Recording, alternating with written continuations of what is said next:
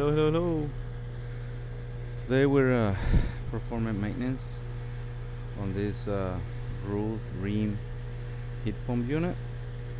Um, we're checking for pressures. One thing about maintenance in heat pumps is that you know we here in my company we like to test the unit.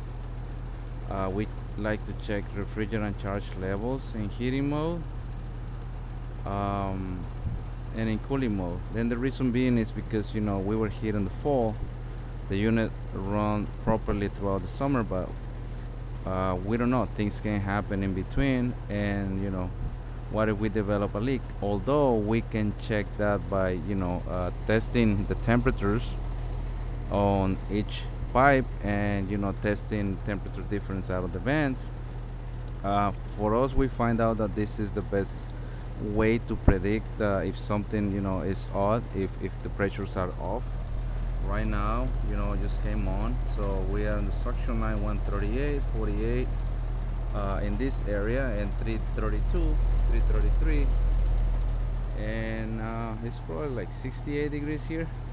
But I just want to make this quick video um, on why it's important to check pressures in a heat pump in the fall season, and this only applies for this single stage unit. uh, when we're here we also check for the capacitor as well, check the wiring, making sure there is no burns in the control board, the defrost board. That's part of the maintenance agreement that we have with our clients.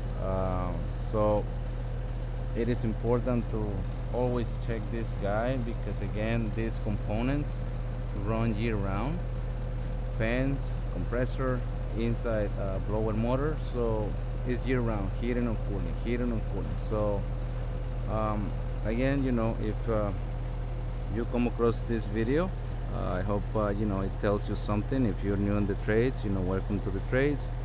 And then just keep doing what you're doing. All right, thank you.